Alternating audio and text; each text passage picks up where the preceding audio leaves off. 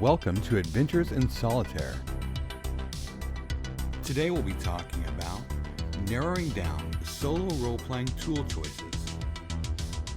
Alright, so as stated, today we'll be talking about narrowing down our solo role-playing tool choices. In my intro to solo role-playing, I talked about the desire to help others and to work with the community to find common tools and practices to better our solo role-playing experience. This video is part of that attempt. And my hope for this video is that you will walk away with a better grasp on where you want to start heading with your solo role-playing resources. So this can be things like special dice, cards, books, etc. I also hope that this video will go into a bit of a different direction than maybe you might have expected. So, how do we judge our resources, both purchased and on our list to purchase? I spent some time thinking about this. I know this is a bit out there for the topic, but I think that it's worth talking about. When I think about solo role players, I know that we're all unique, even if it's in very small ways. Some of us don't want or need hardly any resources. Certainly nothing like what you see in front of you here. We are fine with just using our head and creating stories of our own imagination. Some of us need resources to help guide us more directly so that we don't feel like it's a story that we are creating. There are also those of us who want very structured stories and are more comfortable with vast tables and strict rule sets. But there's something I think that we all share. When we look at our nature, both local and beyond our blue pearl of a planet, we see some consistencies. Nature tends to take the shortest path with minimal effort.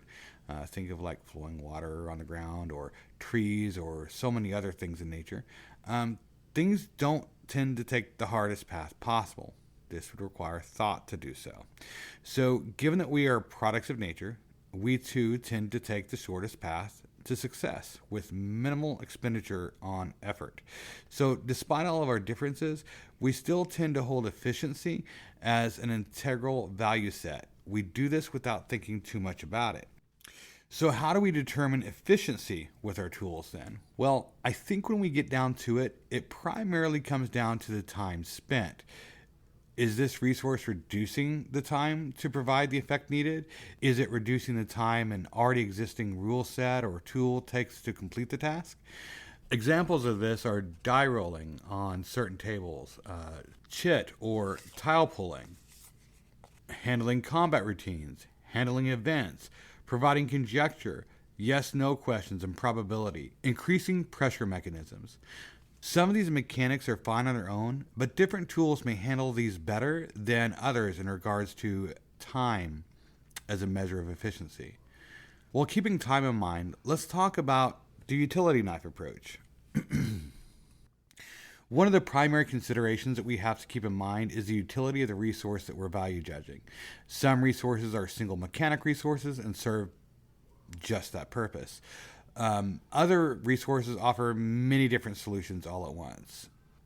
We tend to see larger utility knife resources in the format of books, and at the moment I'm actually thinking of the Flextail series. That's currently what comes to mind to me. But like utility knives, we tend to see our resources increase in size and complexity, so we can end up with a knife that no longer fits in our metaphorical pocket. So I think that we need to gauge this with efficiency, as complexity is quite often, though not always, the antithesis of efficiency, especially when we are talking about solo gaming resources. Alright, so now that we know what our criteria is, what do we have to choose from and how do they stack up? You likely already have a variety of solo role-playing tools at your fingertips. If not, that's fine too. You may well have some buyer's remorse as well. Among those resources that you do have, or have to choose from, we generally have dice, cards, and books. This is excluding electronic forms of solo resources. We will include electronic sources in another video. On the topic of digital resources generally, the same methods can be used to help narrow down our options. So let's talk about dice as a resource. Dice have an extremely small footprint and can be quickly rolled. to provide a result. They're direct and to the point. Roll the die, get a solution, both mathematically or otherwise. Their upside is also their downside. Their small footprint. They have probably the most limited canvas on which to record data to use. You will get a number or a picture, and some dice may push the envelope and provide a larger amount of information crammed into the same space.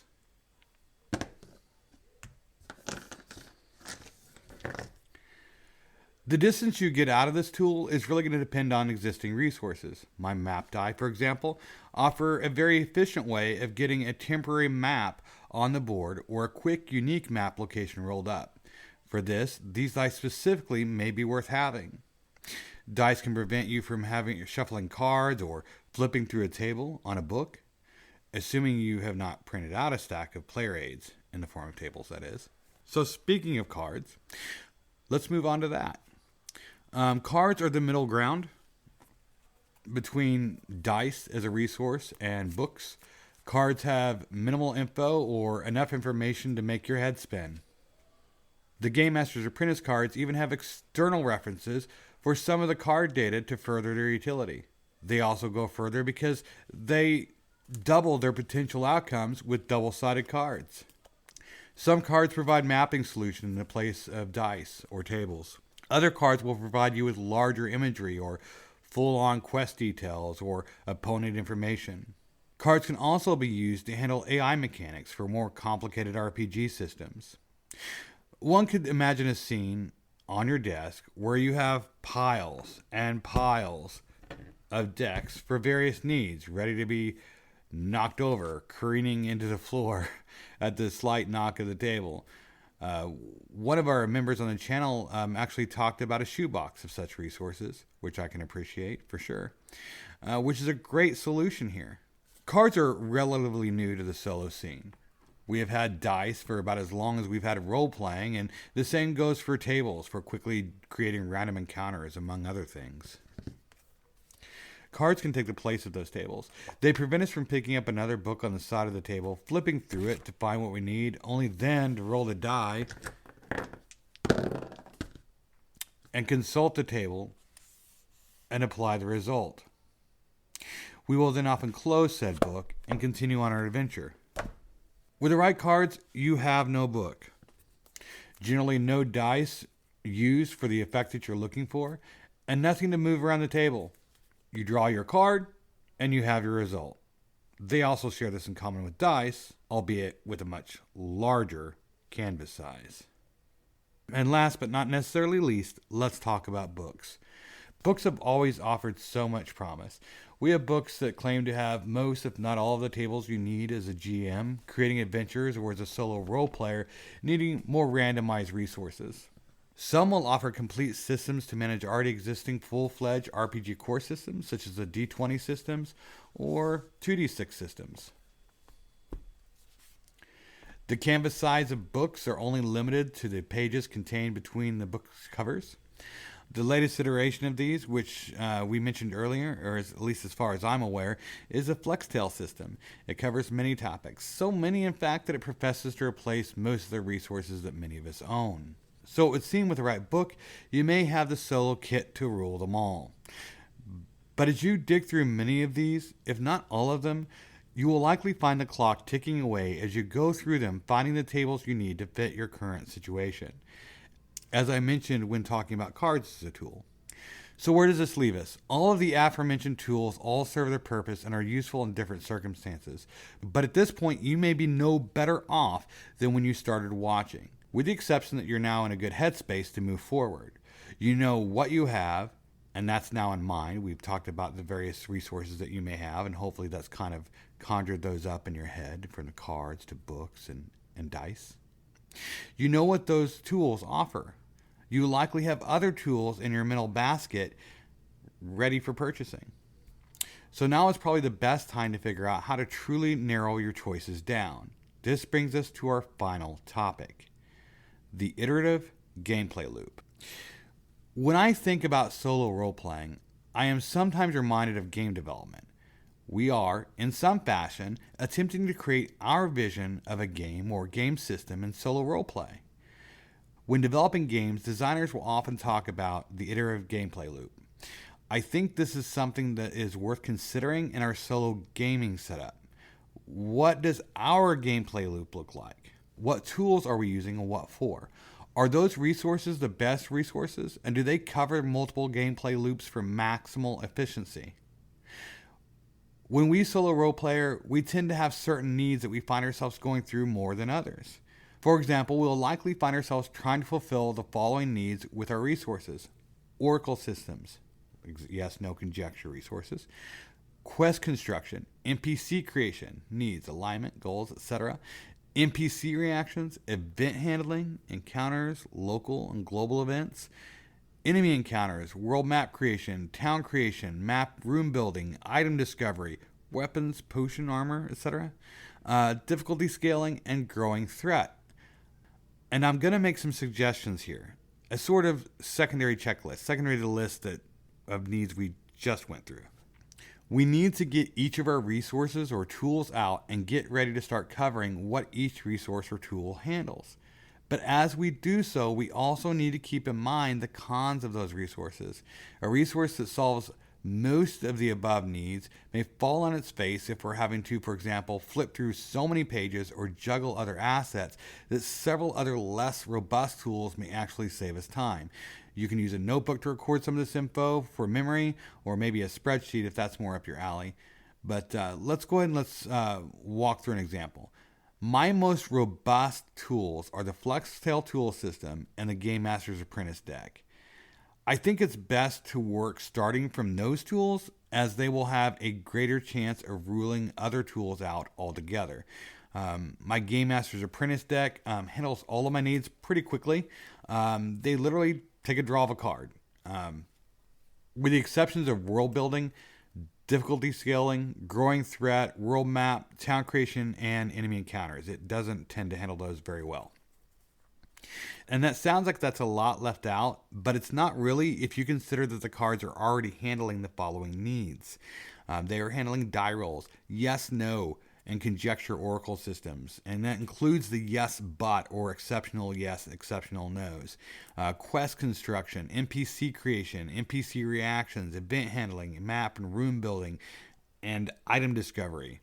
Random difficulty selection as well.